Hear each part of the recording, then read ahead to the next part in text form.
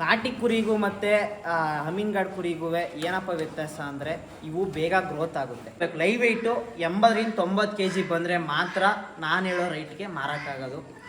40,000ರಿಂದ 50,000 60,000 ಗಂಟೆನೂ ಮಾರ್ಬೋದು ಒಂದು ಕುರಿನೇ. ಅಂದರೆ ನಾನು ನಿಮ್ಮ ರೈತನ ಮಗ. Welcome back to my YouTube channel guys. ಏನಪ್ಪ ಲಾಗು ಅಂದರೆ ನೋಡ್ಬೋದು, ಇಂಡಿ ನೀರು ಕುಡಿಸ್ತಾ ಇದ್ದೀನಿ. ಇವತ್ತು ಮಧ್ಯಾಹ್ನ ಕುಡ್ಸೋಕ್ಕಾಗಿಲ್ಲ, ಕುಡಿಸ್ತಾ ಇದ್ದೀನಿ ಇಂಡಿ ನೀರನ್ನ. ಮತ್ತು ಈ ಕಡೆ ಎಲ್ಲ ದನಗಳೆಲ್ಲ ಕಟ್ಟಾಕಿದ್ದೀವಿ ಹಾಲು ಕರಿಯೋಕ್ಕೆ. ದನಗಳು, ಕರುಗಳು ಮತ್ತು ಹೆಸರುಗಳು. ಇದು ಕರಿಯಸ ಅಂತ, ಇದು ಕೊಂಬಸ ಅಂತ, ಇದು ದೊಡ್ಡಸ ಅಂತ, ಇದು ಪುಟಾಣಿ, ಇದು ಫಲ ಸೀತಾ ಅಂತ ಹೆಸರು ಇದಕ್ಕೆ. ಸುಮಾರು ಜನ ನೋಡಿರ್ತೀರಾ, ಇದು ಲಾಗ್ ಸೀತಾ ಅಂತ. ಸಂಕ್ರಾಂತಿದು ವಿಡಿಯೋ ಯಾರು ಈ ವಿಡಿಯೋ ನೋಡ್ತಾ ಇರ್ತೀರೋ ಸಂಕ್ರಾಂತಿದು ವಿಡಿಯೋ ನೋಡಿ. ಸಂಕ್ರಾಂತಿದು ಇದ್ರದ್ದು ಯಾವ ಥರ ರೆಡಿ ಮಾಡಿದ್ದೀನಿ ಅಂತ ಲಾಗ್ ಎಲ್ಲ. ಮತ್ತು ಈಗ ಫಲ ಆಗೈತೆ. ಇಷ್ಟಪಟ್ಟು ಇಷ್ಟು ಚೆನ್ನಾಗಿ ಸಾಕಿರೋದು ನಮ್ಮ ಸೀತನ್ನ. ಏನೇ ಸೀತಾ? ಅಷ್ಟು ಚೆನ್ನಾಗಿ ಸಾಕಿರೋದು. ಈಗ ಫಲ ಆಗೈತೆ. ಮುಂದಿನ ಲಾಗಲ್ಲಿ ಇದ್ರದ್ದು ಪ್ರೆಗ್ನೆಂಟ್ ಆದಮೇಲೆ ಪೂಜೆ ಮಾಡಿ ಸೀಮಂತ ಮಾಡಿ ನಮ್ಮ ಅಮ್ಮ ಹೇಳ್ಕೊಡ್ತಾವ್ರೆ. ಸೀಮಂತ ಮಾಡಿ ಆ ಥರ ಎಲ್ಲ ಮಾಡ್ತೀವಿ. ನೋಡ್ಬೋದು ಸೇಮು ಹೆಂಗೆ ರೆಡಿ ಮಾಡಿದ್ದು ಅಂದರೆ ನೋಡಿ. ಆ ಲಾಗಲ್ಲಿ ಯಾರು ಈ ಲಾಗ್ ನೋಡ್ತಿರ್ತೀರೋ ಆ ಲಾಗ್ ಚೆಕ್ ಮಾಡಿ ನೋಡಿ. ಆ ಥರ ರೆಡಿ ಮಾಡಿ ಮಾಡಿರೋದು. ನಂದು ಫಸ್ಟ್ ಲಾಗು ಜಾಸ್ತಿ ಜನ ನೋಡಿದ್ದು ಅಂದರೆ ಈ ಲಾಗಿಂದನೇ, ನಮ್ಮ ಸೀತೆ ಲಾಗಿಂದನೇ. ಸುಮಾರು ಒಂದು 22,000 ಜನ ನೋಡಿರೋದು ಅಂದರೆ ಆ ಲಾಗಿಂದನೇ ನನಗೆ ಬಂದಿರೋದು. ತಿಂಡಿಗಳು ಮಾಡ್ತಾ ಇದ್ದೀನಿ. ಇದು ಪಲಿನ ದನಗಳೇ.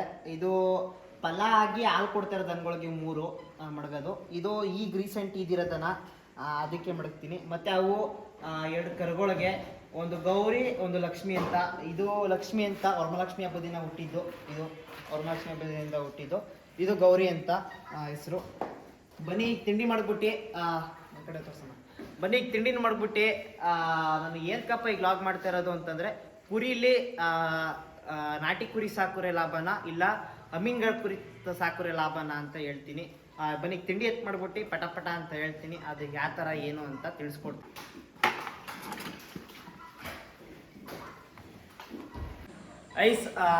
ಇದು ನಮ್ಮ ತಿಂಡಿ ಸ್ಟೋರೇಜ್ಗಳು. ಚಕ್ಕೆ ಬೂಸ, ನುಚ್ಚು, ಕಡಲೆ ಒಟ್ಟು, ಪೀಡು ಆ ಥರ ಎಲ್ಲ ಸ್ಟೋರೇಜ್ ಮಾಡ್ತೀವಿ. ಒಂದು ಹಿಂಡಿಗೆ ಎಲ್ಲದಕ್ಕೂ ಸ್ಟೋರೇಜ್ ಮಾಡ್ತೀವಿ. ಈಗ ಬನ್ನಿ ವಿಡಿಯೋ ಇದು ಮಾಡೋದು ಬೇಡ, ಲೇಟ್ ಮಾಡೋದು ಬೇಡ, ಹೇಳ್ತೀನಿ ಏನೇನು ಎತ್ತ ಅಂತ. ನಾನು ತಿಂಡಿನ ಮಡಗಿದ್ದೀನಿ.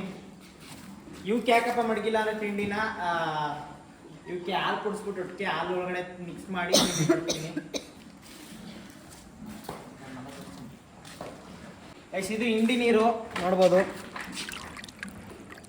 ಹಿಂಡಿ ನೀರು ಈ ಥರ ಕುಡಿಸಿದ್ರೆ ಬೇಗ ಗ್ರೋತ್ ಆಗೋದು ಇದರಿಂದನೇ. ನಾನು ಹೇಳೋದು ಇಷ್ಟೇ, ಹಿಂಡಿ ನೀರು ಕುಡಿಸಿದ್ರೆ ಸ್ವಲ್ಪ ಅವಕ್ಕೆ ಟೇಸ್ಟಿಂದ ಸ್ವಲ್ಪ ಜಾಸ್ತಿ ನೀರು ಕುಡಿಯುತ್ತೆ.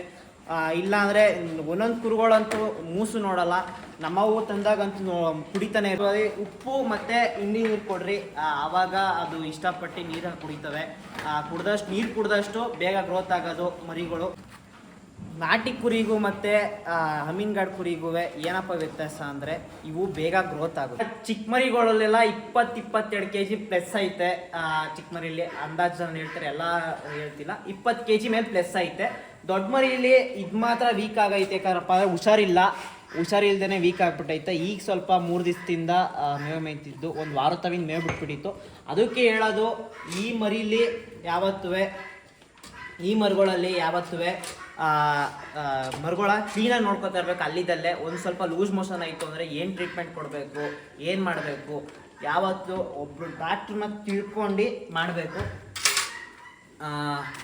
ಅದಕ್ಕೋಸ್ಕರ ಇನ್ನು ಮಿಕ್ಕಿದೆಲ್ಲ ಇದು 30 ದೊಡ್ಡವೆಲ್ಲ 30 ಮೇಲೆ, 3 30 ಮೇಲೆ ಪ್ಲಸ್ ಐತೆ.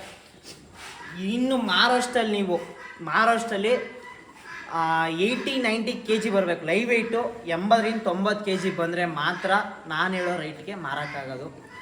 80-90 kg ಬತ್ತು ನಾನು ಎಲ್ಲ ಕುರುಗಳು ಹೇಳ್ತಾ ಇರೋದು. ಒಂದು ಅಂದಾಜಲ್ಲಿ 70-80-90 kg ಬತ್ತು ಅಂತಂದರೆ ಆರಾಮಾಗೆ ಒಂದು ಕುರಿನೇ 50,000ದಿಂದ 40,000ರಿಂದ 50,000 60,000 ಗಂಟೆನೂ ಮಾರ್ಬೋದು ಒಂದು ಕುರಿನೇ.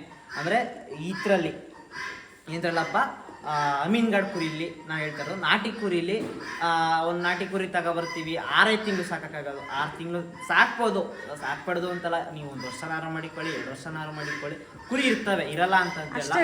ಅಂದರೆ ಹೆಚ್ಚಲ್ಲ ಬೇಗ, ನಾಟಿ ಮರಿಲಿ ಬೇಗ ಹೆಚ್ಚಲ್ಲ. ಇವು 1 ವರ್ಷದಲ್ಲಿ ಇಷ್ಟು ಈಗ ಈ 30 ಐತೆ, ನಾವು ಕೊಡೋಷ್ಟಲ್ಲಿ ಡಬಲ್ಲು ಡಬಲ್ ತ್ರಿಬಲ್ ಆಗುತ್ತೆ. 90 kg ಎಷ್ಟಾವೆ ಅಂತಂದರೆ ಗ್ರೋತ್ ಆಗೋದು ಇದರಿಂದನೇ, ಬೇಗ ಗ್ರೋತ್ ಆಗುತ್ತೆ. ಆಮೇಲೆ ಏನಪ್ಪ ಅಂತಂದರೆ ಬಕ್ರೀದ್ ಸಿಗಾಕೊಳ್ಳುತ್ತೆ. ಈಗ ನಾವು ಜೂನಲ್ಲಿ ಬಕ್ರೀದ್ ಬಿದ್ದೈತೆ, ಈ ಸತಿ ಜೂನಲ್ಲಿ ಬಿದ್ದೈತೆ. ಬಕ್ರೀದ್ ಟೈಮಲ್ಲಿ ಒಳ್ಳೆ ರೈಟ್ ಇರುತ್ತೆ, ಯಾಕಂದರೆ ಆ ಟೈಮಲ್ಲಿ ಸಾಬ್ರುಗಳು ಆ ಟೈಮಲ್ಲಿ ಒಳ್ಳೆ ಸೀಸನ್ ಇರುತ್ತೆ, ತಗೋತಾರೆ, ಸೇಲ್ ಆಗುತ್ತೆ. ನಾಟಿ ಮರಿದ್ರಲ್ಲಿ ಯಾವಾಗಾರ ನೀವು ತಗೊಂಡು ಮಾರಿ ಸಂತೆಗಳು ನಡಿರುತ್ತೆ, ಅಲ್ಲಿ ತಗೋಗಿ ಹಾಕ್ರಿ, ಅಲ್ಲೂ ತಗೋತಾರೆ. ನಾಟಿ ಮರಿ ಯಾವಾಗಾರ ಮಾರ್ಕೋಬೋದು. ಇವ್ದಂಗಲ್ಲ, ಬಕ್ರೀದ್ ಟೈಮಲ್ಲಿ ಒಳ್ಳೆ ರೈಟ್ ಸಿಗುತ್ತೆ, ಒಳ್ಳೆ ಇದು ಸಿಗುತ್ತೆ, ಆಗ ಮಾರ್ಬೋದು. ನಾನು ಹೇಳೋದು ಸಾಕಿ ನೀವು ಕೊಟ್ಕೊಬಂದ್ರೆ ತಿಂಡಿನ ಅರ್ಧ kg ಮೇಲೆ ಕೊಡಬೇಕು ಹೊರತು ಅರ್ಧ kg ಒಳಗಡೆ ಯಾವುದೇ ಕಾರಣಕ್ಕೂ ಕೊಡಬಾರ್ದು ಕುರುಗಳಿಗೆ. ಸ್ಟಾರ್ಟ್ ಮಾಡ್ತಿರುವಾಗ ಒಂದು 200 ಗ್ರಾಮು 300 ಗ್ರಾಮ್ ಹಂಗೆ ಕೊಟ್ಕೊಂಡು ಹೋಗ್ಬೇಕು. ಆಮೇಲೆ 1 ತಿಂಗಳಾದಮೇಲೆ ಆಟೋಮೆಟಿಕ್ ಪ್ಲಸ್ ಆಗಿಬಿಡ್ಬೇಕು. ಅರ್ಧ kg ಮೇಲ್ಗಡೆ ಕೊಡೋದು ಪ್ಲಸ್ ಮಾಡ್ಕೊಬಿಡ್ಬೇಕು. ಬಂದಷ್ಟು ಆವಾಗ ಬೇಗ ಗ್ರೋತ್ ಆಗುತ್ತೆ. ನಾಟಿ ಮರಿಗಿಂತ ಬೇಗ ನಮ್ಮ ಇದರಲ್ಲಿ ನಾವು ಜಾಸ್ತಿ ಸಂಪಾದನೆ ಮಾಡಬೇಕು ಅಂತಂದ್ರೆ, ರೋಟೀನ್ ಮಾಡಬೇಕು ಅಂತಂದಾಗ ಅಮೀನ್ಗಢ ಬೆಸ್ಟು ನಾನು ಹೇಳೋದ್ರಲ್ಲಿ. ಅಂದರೆ ಅಮೀನ್ಗಢು ನಮಗೆ ಸಿಗೋದೇ ಬಕ್ರೀದ್ ಮಾತ್ರ. ಬಕ್ರೀದ್ ಕರೆಕ್ಟ್ ಟೈಮ್ಗೆ ತರೋಷ್ಟು ಟೈಮ್ಗೆ ಕರೆಕ್ಟಾಗಿ ತಂದು ಮಾರ್ಬಿಡ್ಬೇಕು. ಈಗ ಜೂನಲ್ಲಿ ಕೊಟ್ಟಿದ್ದೀವಾ, 1-2 ತಿಂಗಳು ಬಿಟ್ಕೊಂಡು ತಿರ್ಗಾ ತರಬೇಕು, ತಿರ್ಗಾ ಜೂನಲ್ಲಿ ತಿರ್ಗಾ ಸೇಲ್ ಮಾಡಿಬಿಡ್ಬೇಕು. ಈ ಜೂನಲ್ಲಿ ಕೊಟ್ಟಿದ್ದೀವಿ ಅಂದರೆ ಈ ಜೂನಲ್ಲಿ ಇಟ್ಕೋಬೋದು, ನಿಮ್ಮಿಷ್ಟ. ನಾವು ಈ ಒಂದು ಸುಮಾರು ದೊಡ್ಡವು ಇಟ್ಕೋತೀವಿ, ಇನ್ನು 6-7 ತಿಂಗಳು ಹಂಗೆ ಬಕ್ರೀದ್ ಸೇಲ್ ಮಾಡ್ತೀವಿ ನನಗೆ ಒಂದು 35-40 ಅಷ್ಟು ಪ್ಲಸ್ ಇರೋ ತೂಕ ಇರೋಷ್ಟು ಕುರುಗಳು ಇಟ್ಕೋಬೇಕು. ಆಗ ನಮಗೆ ಒಳ್ಳೆ ರೈಟ್ಗೆ ಆಗ ಪಟ್ಟಂತ ಬೇಗ ಗ್ರೋತ್ ಆಗುತ್ತೆ ಮರಿ. ಇಲ್ಲ ಬೇಗನೆ ಹಿಡ್ಕೊಬತ್ತೀವಿ, ಜೂನ್ ಮುಂಚೆನೇ ಹಿಡ್ಕೊಬಂದು ಸಾಕೋತೀವಿ, ಅಷ್ಟು ಜೂನ್ ಬರೋಷ್ಟರಲ್ಲಿ 1 ವರ್ಷ ಆಗುತ್ತಲ್ಲ, ಅಷ್ಟು ಬೇಗ ಗ್ರೋತ್ ಮಾಡ್ತೀವಿ ಅಂತಂದರೆ ಅಂತ ಸಣ್ಣ ಮರಿ ಬೆಟ್ಟು. ಇಲ್ಲ ನಾವು ಇನ್ನೊಂದು 6 ತಿಂಗಳು ಅನ್ನಂಗೆ ಅಂತ ಬಂದು ಸಾಕ್ತೀವಿ ಅಂತಂದರೆ ಇದು ದೊಡ್ಡ ಮರಿ ಬೆಸ್ಟ್ ಆಗುತ್ತೆ. ಅದಕ್ಕೆ ನಾನು ತಿಳ್ಕೊಳ್ಳೋಕ್ಕೋಸ್ಕರ ಯಾವ ಮರಿ ಬೇಗ ಬರುತ್ತೆ ಗ್ರೋತ್ ಆಗುತ್ತೆ ಅನ್ನೋಕ್ಕೋಸ್ಕರ ಈ ದೊಡ್ಡವು ಚಿಕ್ಕವು 2 ಬಂಡವಾಳ ಹಾಕಿದ್ದೀನಿ. ನೋಡೋಣ, ನಾಟಿ ಮರಿ ಸಿಗಲ್ಲ ಅಂತಲ್ಲ, ಅದರೂ ಸಿಗುತ್ತೆ. ನಾಟಿ ಮರಿ ಹೇಳೋಕ್ಕಾಗಲ್ಲ, ಒಂದೊಂದು ಮರಿ ಚೆನ್ನಾಗಿ ಹಾಲು ಕುಡ್ದು ದಪ್ಪ ಆಗಿದ್ರೆ 4 ತಿಂಗಳು 5 ತಿಂಗಳಿಗೆ ಬಂದ್ಬಿಡುತ್ತೆ ಮರಿ. ಸುಮಾರು ಒಂದು 20-25 kg 30 kg ಗಂಟನೂ ಬರ್ಸ್ಬೋದು. 1 ವರ್ಷ ಗಂಟನ ಸಾಕ್ಬೋದು ಅವನ್ನೂ. ಅಂದರೆ ಬೇಗ ಗ್ರೋತ್ ಆಗಲ್ಲ. 1 ವರ್ಷ ಗಂಟ ಸಾಕೊಂಡು ಕೂತ್ಕೊಂಡ್ರು 40 kg ಬರೋಲ್ಲ. ಅದು ಹೇಳಬೇಕು ಅಂದರೆ 40-45 kg ಬರಲ್ಲ. ಇದು ಹಂಗಲ್ಲ, 1 ವರ್ಷ ಸಾಕಿದ್ರೂ ಡಬಲ್ ತ್ರಿಬಲ್ ಆಗುತ್ತೆ ನಾಟಿ ಮರಿಗಿಂತ. 80-90 kg ದಾಟ್ಬಿಡುತ್ತೆ. ಅದಕ್ಕೆ ಹೇಳ್ತಾ ಇರೋದು, ನಾಟಿ ಮರಿ ಒಂದು ಕೊಡ್ತೀನಿ ಅಂದ್ರೂ ಜೊತೆಗೆ ಕೊಡ್ತೀನಿ ಅಂದ್ರೆ 25,000 ತೊಗೊಳ್ಳಲ್ಲ ನಾಟಿ ಮರಿನ. ಇದು ಒಂದು ಮರಿನೇ ಅಂದರೆ ತೂಕ ಇದ್ದರೆ ತಗೋತಾರೆ. ತೂಕ ಇದ್ದರೆ ಒಳ್ಳೆ ಮರಿ ಬೆಳೆದಿದ್ರೆ ಒಂದು ಮರಿನ 25,000 ತೊಗೋತಾರೆ ನಾಟಿ ಮರಿನ. ಇದೊಂದು ಮರಿನೇ ಒಳ್ಳೆ ತೂಕ ಬತ್ತು 80-90 kg ಬತ್ತು ಅಂತಂದರೆ ಒಳ್ಳೆ ರೈಟ್ಗೆ ಹೋಗುತ್ತೆ. ಅದಕ್ಕೆ ನಾನು ಹೇಳೋದು ಅಮೀನ್ಗಢ ಬೆಟ್ರು ಅಂತ. ಸ್ವಲ್ಪ ನಾವು ಕ್ಲೀನಾಗಿ ನೋಡ್ಕೋತೀವಿ, ಯಾಕಂದರೆ ಟ್ರಾವೆಲ್ ಮಾಡ್ಕೊ ಬಂದಿರ್ತಾವಲ್ಲ. ನೋಡಿ ನಂದು ಒಂದು ಮರಿ ನೋಡಿ ಅವಾಗಲೇ ವೀಕ್ ಆಗ್ಬಿಟ್ಟೈತೆ, ತುಂಬ ವೀಕ್ ಆಗ್ಬಿಟ್ಟೈತೆ. ಇಟ್ಕೊಂಡಾಗಲೇ ಒಂದು 30+ ಇತ್ತು ತೂಕ. ಈಗ ಅವಾಗ 22 ಎಲ್ಲ ಬಂದ್ಬಿಟ್ಟೈತೆ. ನಾನು ಕಂಟಿನ್ಯೂಸ್ ಆಗಿ ಒಂದು ವಾರದ ತಗೊಂಡ ಡಾಕ್ಟ್ರಿಗೆಲ್ಲ ತೋರಿಸ್ತಾ ಇದ್ದೀನಿ. ಏನೇ ಮಾಡೋದು ಇದಾಯ್ತಿಲ್ಲ, ನೋಡಬೇಕು. ಆಗ ಅಷ್ಟು ನಾವು ತಂದಾಗ 4 ವರ್ಷ ತಿಂಚರೆ 6 ಮರಿ ತಂದಿದ್ದು. 6 ಮರಿಲಿ 1 ಮರಿ ಡೆತ್ ಆಗಿ 5 ಮರಿನೇ 4 ವರ್ಷ ತಿಂಚರೆನೆ. ಆಗೆಲ್ಲ ಮಟನ್ ರೇಟ್ ಎಲ್ಲ ಕಮ್ಮಿ ಇತ್ತು. ಆಗೆಲ್ಲ ಒಂದು 450-500 ಒಳಗಡೆ ಇದ್ದಿತ್ತು ಮಟನ್ ರೇಟು, ಅಷ್ಟರಲ್ಲಿ ಇತ್ತು. ಆಗಲೇ ನಾವು ಒಂದೊಂದು ಮರಿನೇ 20,000 ರೂಪಾಯಿ ಪ್ಲಸ್ ಮಾರಿದ್ದು. 1 ಲಕ್ಷ ಚಿಲ್ಲರೆ ಕೊಟ್ಟಿದ್ದು ನಾವು 5 ಮರಿನ. ಅಂದರೆ ಒಂದೊಂದು ಮರಿಗೆ 21,000 ಏನೋ ಬಿದ್ದಿತ್ತು. 1,05,000 ಕೊಟ್ಟಿದ್ದು ಮರಿನ. ಆಗಲೇ ಲೆಕ್ಕ ಹಾಕೊಳ್ಳಿ ಎಷ್ಟು ರೈಟ್ ಇತ್ತು ಅಂತಂದರೆ ಈಗ ಎಷ್ಟು ರೈಟ್ ಆಗುತ್ತೆ ಅಂತ. ಬೇರೆ ಟೈಮು ಕುಯಿಸ್ಬೋದು, ಅಂದರೆ ನೀವು ಡಿಪೆಂಡು ಆರ್ಡ್ರ್ ಉಟ್ಕೊಂಡು ಕುಯಿಸ್ಕೊತಿದ್ದಾರೆ ಕುಯಿಸ್ಕೋಬೋದು. ಯಾಕಂದರೆ ಈ ದೊಡ್ಡ ಮರಿ ಬೇರೆ ಟೈಮ್ ಕೊಡೋಕೆ ಹೋದ್ರೆ, ಬಕ್ರೀದ್ ಬಿಟ್ಟು ಬೇರೆ ಟೈಮ್ ಕೊಡೋಕೆ ಹೋದ್ರೆ ಯಾರೂ ಒಪ್ಕೊಳ್ಳಲ್ಲ. ಯಾಕಂದರೆ ದೊಡ್ಡ ಮರಿ ಇಷ್ಟೊಂದು ಮಾಂಸ ಬೀಳ್ತದೆ, ಯಾರು ಬೇಕು ಅಂತಂದರೆ ಆಮೇಲೆ ಒಪ್ಕೊಳ್ಳಲ್ಲ, ಸ್ವಲ್ಪ ರೈಟ್ ಡೌನ್ ಆಗುತ್ತೆ. ನೀವು ಕರೆಕ್ಟಾಗಿ ಬಕ್ರೀದ್ ಟೈಮ್ಗೆ ಕರೆಕ್ಟಾಗಿ ತಂದು ಮಾರ್ತೀನಿ ಅಂತಂದರೆ, ಒಂದು ವರ್ಷ ಸಾಕ್ಬಿಟ್ಟು ಮಾರ್ತೀನಿ ಅಂತಂದಾಗ ಆಗ ಒಳ್ಳೆ ದುಡ್ಡು ಸಿಗುತ್ತೆ, ಆಗ ಒಳ್ಳೆ ನಮಗೆ ಲಾಭ ಸಿಗುತ್ತೆ. ಇಲ್ಲ ಬೇರೆ ಟೈಮ್ ನೀವು ತಂದು ಮಾರ್ತೀನಿ, ನಮ್ಗೆ ಬೇರೆ ಟೈಮ್ ಆರ್ಡ್ರ್ಗಳು ಸಿಗ್ತವೆ ಅಂತಂದರೆ ಅದು ನಿಮ್ಮ ಇಷ್ಟಪಟ್ಟು. ಮತ್ತು ಇಷ್ಟು ಹೇಳಿದ್ದೀನಿ, ನೀವು ಕ್ಲೀನಾಗಿ ನೋಡ್ಕೊಂಡು ಹೋಗ್ತೀವಿ ಅಂತಂದರೆ ಇದು ಬ್ಯಾಂಕಲ್ಲಿ ಈಗ ಒಂದು ಅಮೌಂಟ FD ಮಾಡ್ತಾ ಇದ್ದೀವಿ ಅಂತ ಅಂದ್ಕೊಳ್ಳಿ, ಅದಕ್ಕೆ ಬಡ್ಡಿ ಸೇರಿಸ್ಕೊಡ್ತಾರಲ್ಲ, ಅದು ಅಷ್ಟೇ ಇದು ಅಷ್ಟೇ, ಬಡ್ಡಿ ಸೇರಿಸಿ ಕೊಡ್ತದೆ ನಮಗೆ ದುಡ್ಡನ್ನ. ಈ ನೀವು ಕೆಲಸಕ್ಕೆ ಹೋಗ್ತಾ ಇದ್ದೀರಾ, ಆರಾಮಾಗಿ ಬಂದು 15 ನಿಮಿಷ ನೋಡ್ಕೊತೀನಿ, ಏನಿಲ್ಲ. ಬೆಳಗ್ಗೆ ಒಂದು 11 ಗಂಟೆಗೆ ಮೇವು ಹಾಕ್ಬಿಟ್ರೆ ಮಧ್ಯಾಹ್ನ ಒಂದು ಅರ್ಧ ಗಂಟೆ ನಿಮ್ಮ ತಂದೆಯವರು ಇರ್ಬೋದು, ಯಾರೇ ಇರ್ಬೋದು, ಒಂದು ಅರ್ಧ ಗಂಟೆ 1 ಅವರ್ ಮಧ್ಯಾಹ್ನ ಬಂದು ನುಸ್ತೀನಿ, ನೀರು ಕುಡಿಸ್ಬಿಟ್ರೆ ಇನ್ನು ಸಂಜೆ ನಾನು ಈಗ ಬಂದಿದ್ದೀನಿ ಒಂದು 4-4:30 ಹಂಗೆ, ಈಗ ಬಂದು ಮೇವು ಹಾಕ್ಬಿಟ್ರೆ ನೈಟು ತಿಂಡಿ ತಿನ್ಸಕ್ಕೆ ಬರ್ತೀನಿ. ಮತ್ತು ಈ ಲಾಗಲ್ಲಿ ಯಾರೋ ಹೊಸಬ್ರು ನೋಡ್ತಾ ಇದ್ರೆ, ಹಿಂದೆ ಲಾಗಲ್ಲಿ ತಿಂಡಿ ಹೆಂಗೆ ಕೊಟ್ಟಿದ್ದೀನಿ ಅಂತ, ಎಲ್ಲ ತಿಂಡಿ ಹೆಂಗೆ ಮಿಕ್ಸ್ ಮಾಡಿದ್ದೀನಿ, ಕುರಿಗೆ ಎಷ್ಟು ಖರ್ಚು ಬಿದ್ದೈತೆ ಎಲ್ಲ ನೋಡಬೇಕು ಅಂತಂದರೆ ಲಾಗ್ ಅಪ್ಲೋಡ್ ಮಾಡಿದ್ದೀನಿ ಹಿಂದೆ ಲಾಗಲ್ಲಿ. ಯಾವುದು ಲಾಗ್ ಚೆಕ್ ಮಾಡಿ, ಚೆನ್ನಾಗೈತೆ ಅಪ್ಲೋಡ್ ಮಾಡಿರೋದು, ಅವ್ರು ಚೆಕ್ ಮಾಡಿ. ಮತ್ತು ರೈತರ ಮಕ್ಕಳು ಈಗೆಲ್ಲ ಸುಮಾರು ರೈತರ ಮಕ್ಕಳೆಲ್ಲ ನಾನು ಬೆಂಗಳೂರಿಗೆ ಹೋಗ್ತೀನಿ ದುಡಿತೀನಿ ಅಂತಂದವ್ರಲ್ಲ, ನೀವು ಪ್ಯಾಕೇಜು ಈಗ ಲೆಕ್ಕ ಹಾಕ್ಕೊಳ್ಳಿ, ನಾನು ಇಷ್ಟು ಬಂಡವಾಳ ಹಾಕಿದ್ದೀನಿ, ಒಂದು ಕುರಿಗೆ 40,000 ರಿಂದ 50,000 ಮಾರ್ತೀನಿ ಅಂದ್ರೆ 6-7 ಲಕ್ಷ ಸಿಕ್ಕೇ ಸಿಗುತ್ತೆ.